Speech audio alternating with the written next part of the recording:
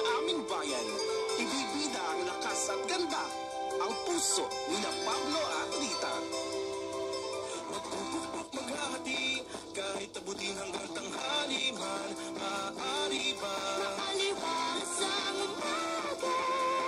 Abay, magandang buhay! Ganda, ganda! Halina't tunghayan ng kulturang nilalang, bilang pagkatos na may pangarap. Magsisipat, magsisipat, magsisipat, tawanan, magsisipat, magsisipat.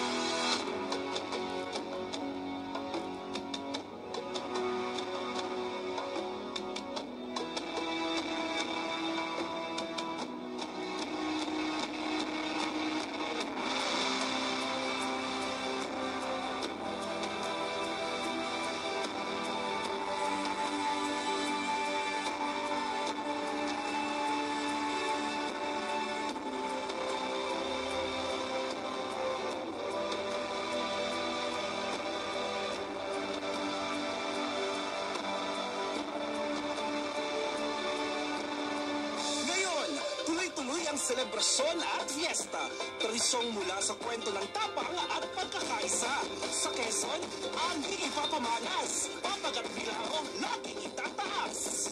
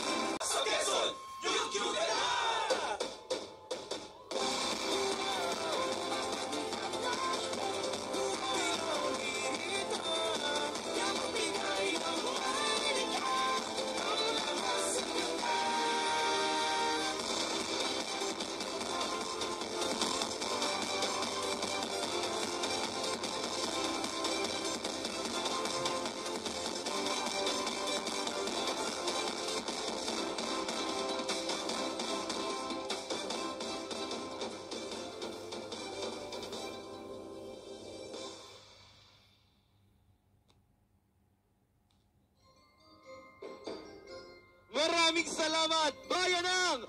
Art Media Production Company.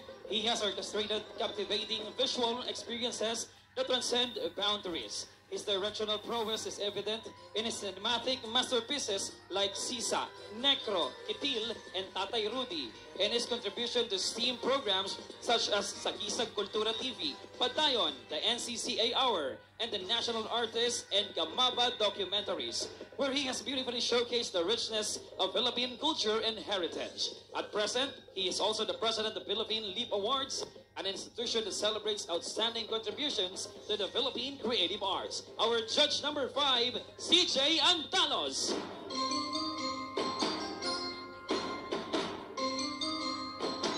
judge number 6, a producer for live events, television, and film.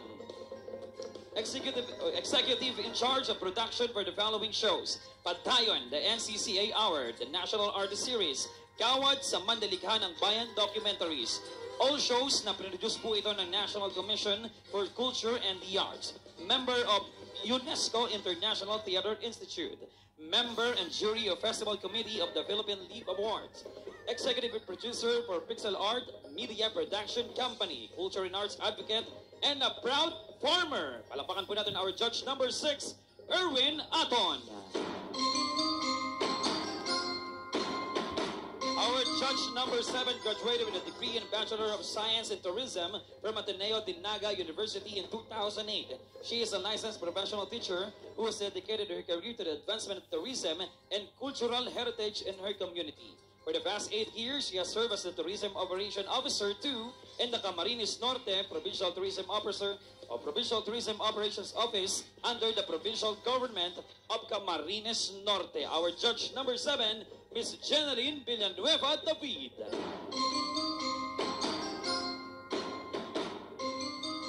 There you have it, mga kalawigan, ang ating pong mga horado na siyang nahirapan kanina sa ating float competition. Pero bago po ang lahat, kami po ay nananawagan. Meron pong isang batang nawawala. Nagngangalan pong Alaysa mula po sa bayan ng Calawag. Andito po siya sa gilid, naka-blouse po siya na orange with collar. Sa nanay, tatay, kapatid, o kung sino man ang kanyang kasama, huwag po kayo mag-alala, nasa mabuting kamay po si Alaysa. Ayun, andyan ba ang magulang? Nag-iiyak po? Nag-iiyak din yung bata. It's a tie. Sige, i-assist po ng ating tourism staff. Saan ka kasi nagpunta? Alright, huwag na nating patagalin pa. Para sa ating tip placer ng Float Competition 2024, kayo po ay makakatanggap ng 150,000 pesos! Wow!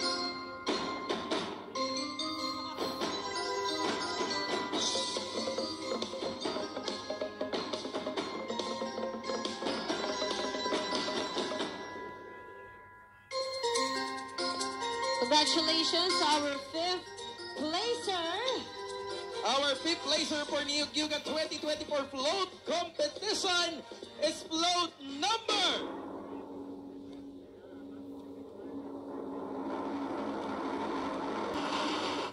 15, Municipality of Sariaya! Congratulations! Congratulations! 150,000 pesos! Congratulations, Bayan ng Sariaya! Any representative po from the Municipality of Sariaya, kayo po iniimbitahan dito sa stage, and you will be receiving 150,000 pesos. Yumugyug siyaw inda sa Quezon tara na. Sa Quezon tara na. Yumugyug siyaw inda. Yumugyug siyaw inda. Ay, kailangan energy ang sangguniang panlalawigan. Sumasayaw yan habang nag-iintay. Let's go, let's go! Congratulations again, Bayan ng Sariaya!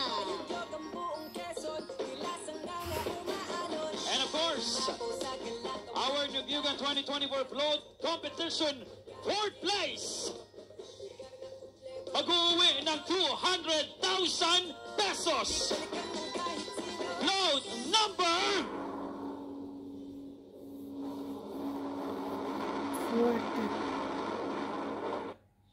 number 4 mula sa bayan ng Atimona. Tara na sa Quezon, ikay sumama na. Tara dito sa Nubugan, ito ang saya.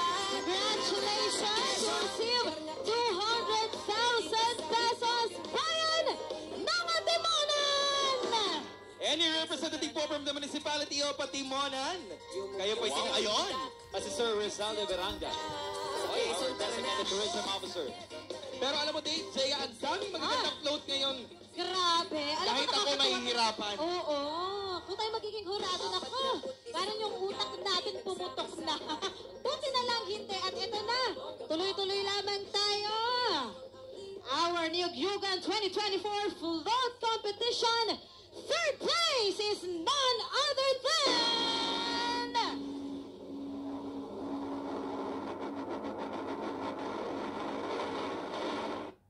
Float number 19, Quezon! Wow!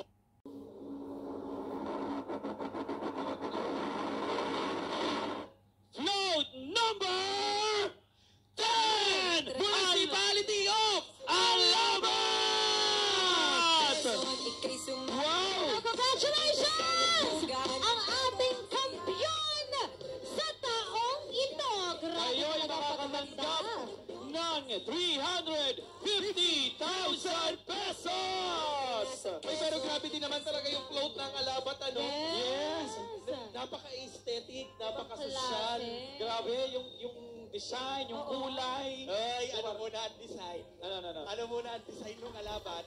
Ha? Basta yung yung may parang, sabi ko, ay, ito yung may ilaw. Ah. Yung, akala nyo ha? Parang pala lantern. Alam, Oh. nilibot ko yon. Sabi ko, iniisip ko kasi, Oo. anong festival ng alabat, related Oo. sa alabat, yung related dun sa kanilang float design. Yes, oo. Pinag-isipan ko Nakakatuwa. magiging kagabi. Oo, napakahusay. Pag-iikot. Ibang klase Alam mo- ang pasabog. Alam mo kung iisipin mo ng malalim, may Oo. relation talaga siya sa bayan ng Alabat. Yung mga Oo. mangingilaw na tinatawag. Ah. Yun ang ginagamit talaga nila para sa pangingisda. Pag nangingilaw. Pag nangingilaw. Madaming mangingilaw sa Alabat. Once again, ladies and gentlemen, nalawigan ng Quezon, our float competition grand winner ay mula sa bayan ng Alabat! Congratulations! Grabe! Yun, oh! Ay. Uli, congratulations sa lahat po ng mga nag-effort na pagandahin ang kanilang mga float para ibantera sa buong Quezon Avenue. Papunta po dito sa Pacific Mall. Grabe talaga. Yes. Pinakita ang inyong kultura, tradisyon sa inyong mga munisipalidad, bayan, lungsod. Ibang klase muli. Congratulations! Bayan ng Alabat! Yun, oh, at syempre, yung inyong mga premyo, mamaya-maya makukuha nyo na po yan sa ating Provincial Treasurer's Office. Agad-agad, ibibigay na rin ho natin ngayon ang ating premyo. Maya-maya lamang sa BDO natin. Maraming salamat po sa BDO and of course sa Provincial Thank you. Accounting Office sa pagtatali ng ating scores. Maraming salamat po. salamat po. At syempre maraming salamat sa ating ina ng lalawigan ng Quezon, Governor Dr. Helen Tan! Magandang gabi pa rin po sa mga nanonood sa atin sa ating Facebook Live. Maraming salamat po, Provincial Information Office.